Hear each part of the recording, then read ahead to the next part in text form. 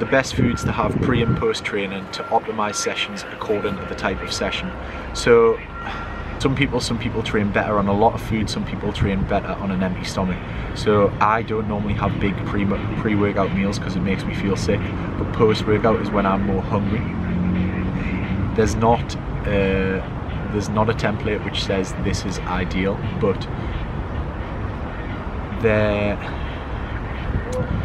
there's no set meal that is going to be the best to have pre-workout and it's the best to have post-workout. Try different meals pre and post-workout and see what you feel like improves your performance in the gym.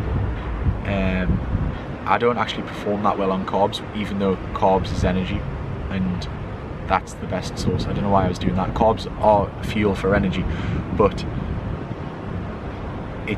I don't perform well on them because they make me drowsy and I underperform in the gym. So I stay away from carbs and have more protein and fats pre. But you've got to play about with your meals and see what you react best to. Whatever you react best to is the key for pre and post workout meals. Protein shakes pre, during or post workout, conflicting info, fasted cardio in the morning, or what is best to eat if not, and what quantity. Thoughts on using MCT oil, flaxseed oil and coconut oil, as in how much is too much. Right, protein shakes pre, during or post workout. I wouldn't have one during because it would bloat you, but no other reason than that. Right? Like, it bloats me anyway, so I can imagine if I was doing something high intensity it would make us pretty sick. Pre-training, if you want, yeah, if you need some protein before you train, like, have it, whatever. It fits into your daily goal, but at the end of the day, it fits in. Post-workout, probably more beneficial because you want it for recovery, but it makes no difference as long as you hit your protein by the end of the day. Like, it's not a set thing where you've got to walk out the gym and run out the gym and have your protein within 20 minutes. There is no sort of anabolic window. Coconut oil, MCT oil, flaxseed oil, how much is too much? Too much is having enough where you have consumed more calories than you need for your daily allowance, and it pretty much any amount that fucks your diet up, as in it puts you over your daily fat allowance. But there is health benefits behind coconut oil for health, but if you're talking for body composition, it doesn't really matter. I use 1 calorie spray oil and I have a bulletproof coffee now and then, but it's just because I like it. To be honest, it's quite stupid because all it does is add calories to my day. There's no sort of crazy benefit. The reason people have these bulletproof coffees at 9 o'clock in the morning and go, oh, this is amazing, I haven't ate until fucking 2 o'clock in the day, it's kept us satisfied. Yeah, because you've put in 40 grams of coconut oil and it is a 500 calorie coffee. You could easily have a 500 calorie meal instead of the bulletproof coffee, and have a normal black coffee with eggs on toast that adds up to 500 calories or something like that, or a bowl of porridge that adds up to 500 calories, and it will keep you just as satisfied till 2 o'clock like this magic Voodoo bulletproof coffee. But it does taste nice. Fasted cardio in the morning. Basically, fasted cardio.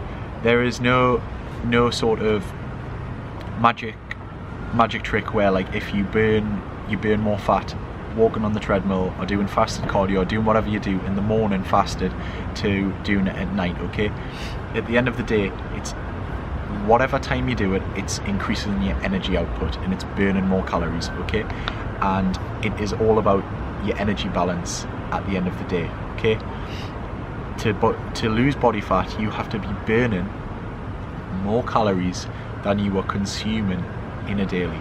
Okay, all the stuff that you put in your body, you have to be expending more. Okay, so if you put in 2,500 calories of food in your body, you have to expend more than 2,500 calories to be in a calorie deficit. Okay, at the end of the day, fasted cardio has no effects.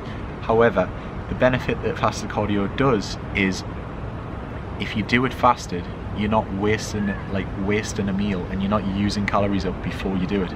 If you can get up in the morning and go and do your cardio first thing and have your breakfast after, obviously it sets all your meals back in the day and you don't need another meal.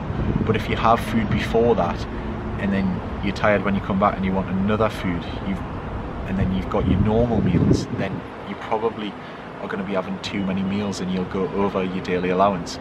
But if you go and do it first and you don't use any of your food up for the day, when you come back you can have a bigger breakfast and your meals for the rest of the day can be larger. I hope that makes sense. But there's no sort of witchcraft as in if you go on the treadmill fasted, it's gonna 300, like a half an hour walking on the treadmill in the morning fasted is going to be better than a half an hour walking on the treadmill at night. Next question, IIFYM and drinking. Joe Gibson. IIFYM means if it fits your macros. So if it fits your macros is exactly what I've preached for pretty much the whole video. If the foods hit your daily calories, and they come within your daily calories, they come within your daily macronutrients, and you can fit them into your diet while still hitting your protein requirements, your fiber requirements, and your micronutrient requirements, e.g. eating green veg and getting a lot of health in. Eat the food. If it doesn't affect any one of them factors, eat the food, okay? Last night I had like 2 packets of mini cheddars with some sort of guacamole dip. Is that clean? Clean. Whatever that shit phrase clean means. No, it's not. But does it fit into my daily calories? Yes. Does it fit into my daily macronutrients? Yes, because I had carbs left over and about 400 calories left over. Does it affect my protein? No, because I've already hit that earlier on. Did I get plenty green veg in and hit my micronutrients? Yes, I did. Did I get plenty fiber in? Yes, I did. So what is the problem with that? What is the problem with eating 2 bags of mini cheddars on a night or a cookie or something? If it fits your macros, eat the fucking food. Drinking while on a diet. So obviously I've changed my mindset a little bit on this recently because, well, I have and I haven't. Obviously clean spirits like vodka and gin, they're less calorie dense, so if you're on a fat loss goal they're going to be more beneficial. But if you have so much of that it fucks your day up and you go crazy the next day and